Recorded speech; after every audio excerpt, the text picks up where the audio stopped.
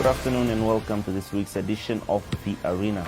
This is our weekly sports show where we bring you sporting highlights of Namibian sports at home and abroad. My name is Enoke Kaumba and I'm glad to be in your company today. In today's show, we'll be looking at cricket news as well as the Namibian Olympians who returned home last week to a hero's welcome. Let's start off with some cricket news now. The Namibian national team, the Eagles, got off to a great start against a touring emerging Zimbabwe side as they beat them in their first two T20 matches over the weekend. On Saturday, Namibia beat emerging Zimbabwe by 7 wickets after restricting them to 112 runs and also reaching the target of the loss of only 3 wickets, with Zane Green scoring 81 not out. Now, yesterday, Namibia posted a huge total of 254 runs, with Green scoring 44, Craig Williams 77, and J.J. Smith a brilliant 93 not out of only 29 balls that included 10 massive sixes and fours. Zimbabwe were then bundled out for 122 runs to give Namibia an overwhelming 132 victory. Let's take a look at the highlights of Saturday's match. Here comes Bench Congo again, another swing and a miss. I got a bit of an edge on it. Good ball by Bench Congo. I was taking a bit of flight. Kevin had no option but maybe just try and nip it.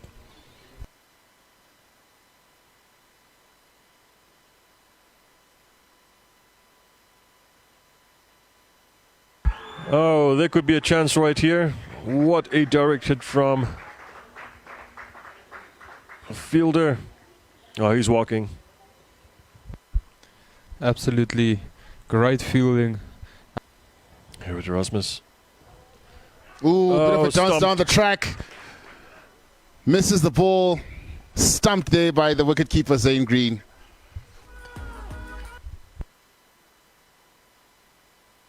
That goes aerial and that's taken.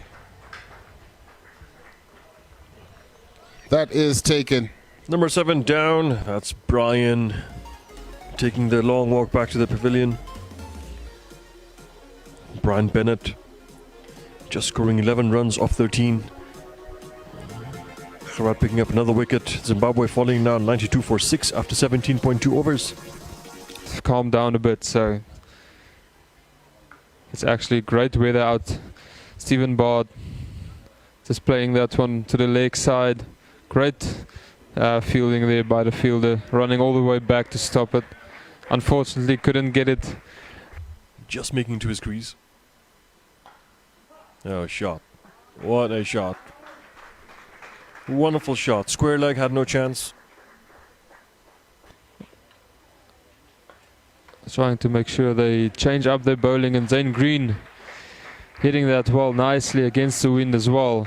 Bowler just dragging it down, and Zane Green just making sure he capitalizes on that. Now, my colleague Helge Schutz spoke to Eagles coach Pierre De Bruin after the match. It was again a good exercise, just like yesterday. I thought, as we said from the start, we're really going to focus on our own format, the way we want to play, and we've done that today. We were ruthless with the bat. J.J. Smith and also, Craig Williams, the way he played up front is exactly what we want. And then with the ball, they put us under a little bit of pressure, which we wanted. But it's our French players, bowlers that were getting a chance today, and they were put to the test, and that's exactly what I want from our French players. J.J. Smith, Jan Freiling, Bernard Scholes, they didn't bowl today. Right, and you also won the first match by 7 wickets. Do you think you need a bit stronger opposition, maybe? No, look, I mean, it's still a very good exercise for us. It's the way, we win. And both these games, we've won comfortably. We would worry if we don't win comfortably against a team like this. But we have done it two days in a row now. Tomorrow we need to do it again. We're looking at making a lot of changes for tomorrow again. So, we also always like stronger opposition, but we play what we've got in front of us, and then we measure our standards. Right, and Pierre, with the World Cup coming up, have you got a kind of a clear idea of your starting 11, or are there still places to fight for? There's always places to fight for. these games, it's these games that give you the clarity as management and the selectors in how that starting lineup might look like, as well as who's going to replace some of the players if they're injured. We can't take our eye off those players, and that's what I'm trying to achieve for this tour, is to make sure that the French players are also prepared. Cricket Namibia, meanwhile, on Friday had a breakfast meeting where they outlined a busy program leading up to the T20 World Cup in October. Now, Cricket Namibia's CEO, Johan Muller, tells us more. There is quite a lot of cricket. We also got, maybe I should start with this, the Pledge for Pink campaign that is kicking off, or did kick off the last week. It is our social responsibility as sport to also give back to entities that do not have funds to provide their services as they should be. We specifically selected to go with the Cancer Association. It's an association that has actually been known for quite a number of years, where cricket and cancer and also pink actually go very well together. And we then partnered also with APS to bring the first ever pink day of cricket against the Titans that we're going to have at the end of August. But this is a support campaign. It is literally we want to raise awareness towards cancer, reshift the focus away from COVID again, and not that we undermine COVID at all. We've got a lot of respect for the virus. But we need to refocus. We need to give people hope again that there's other things besides COVID that impacted our lives for so long before and will still impact after. And this is just the way we want to give back to the communities. We've got 5 lovely events lined up for that. You must go to our Facebook and social media pages, also our website, where you can find a lot of information on how to get involved. It starts very simple.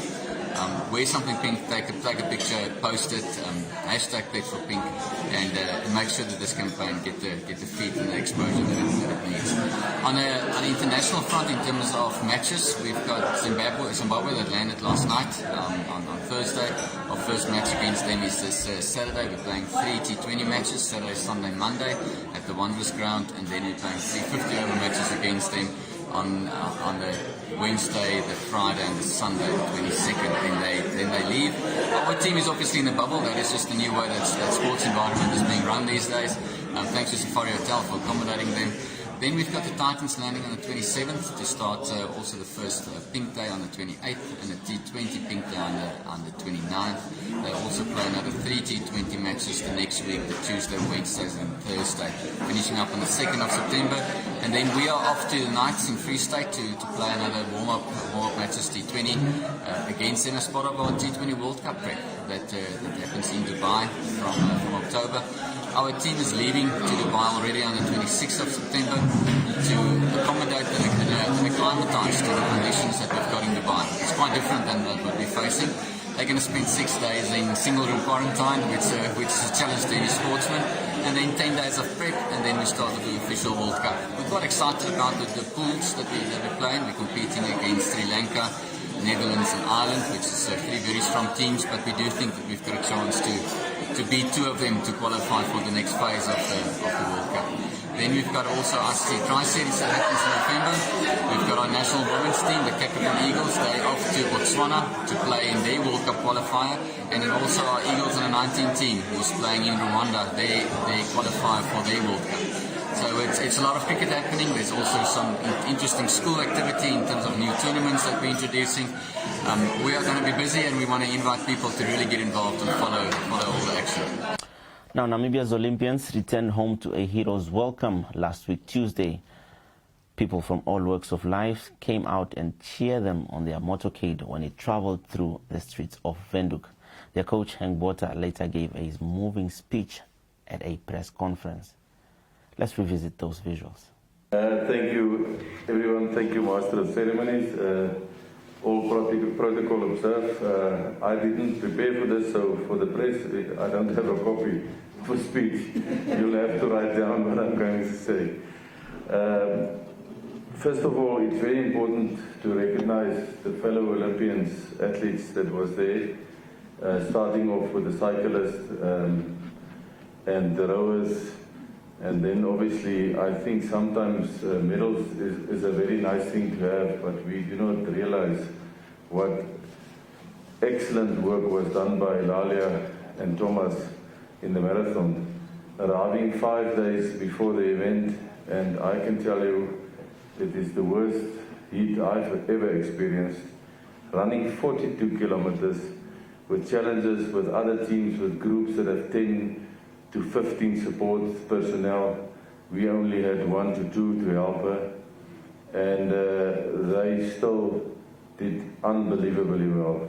So congratulations, you guys. Obviously, the cyclists, unfortunately, we were not there yet, but we followed them. They did well. Our rower did excellent. It's a world class. Everybody going that goes to the Olympics wants medals.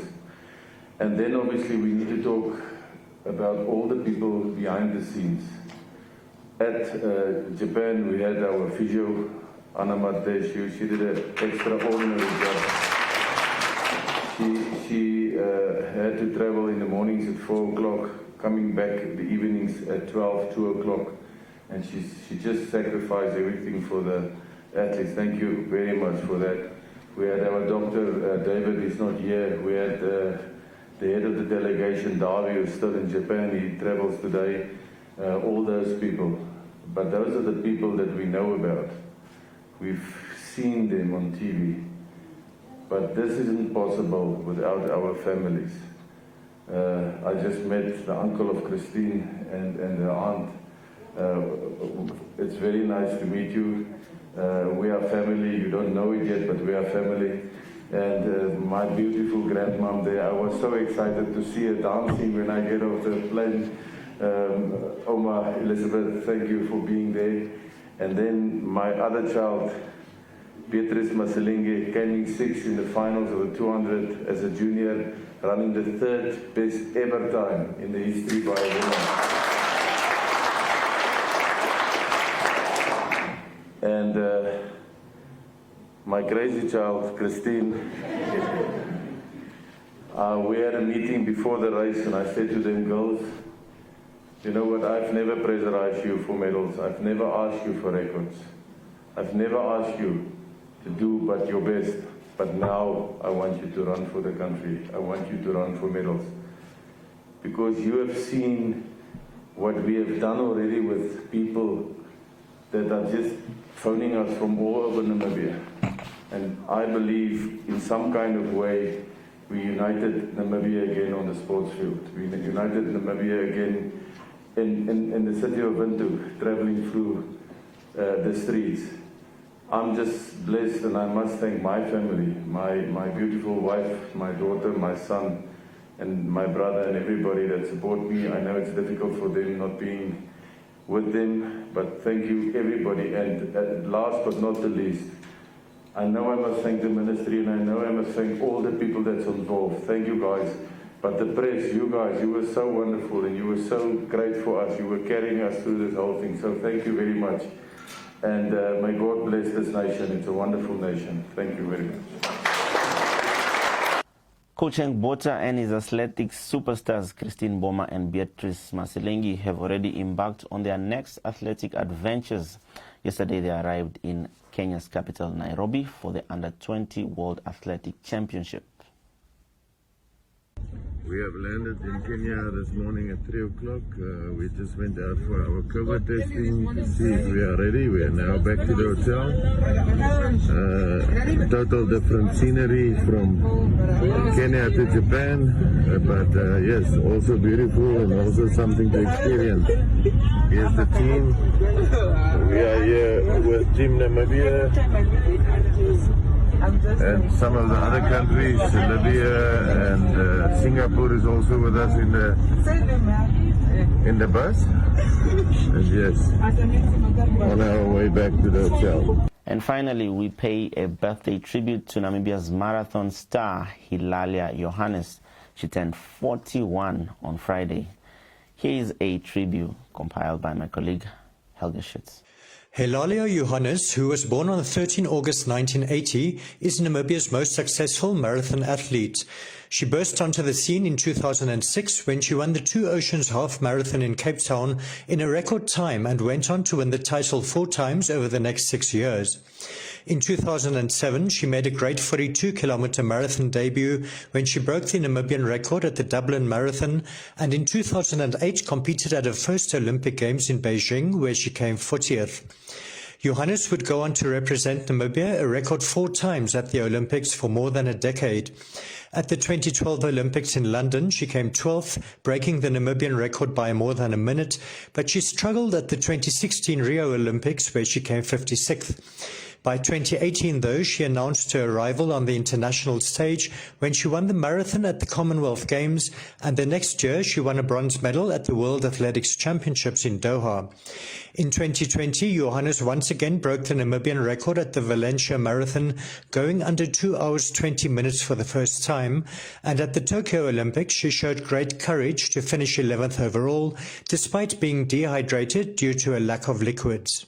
That's it for this week's edition of the Namibian Sports Arena. It's been a pleasure being in your company. Let's do this again next week, same time, same place. For me, Enoch, it's bye-bye.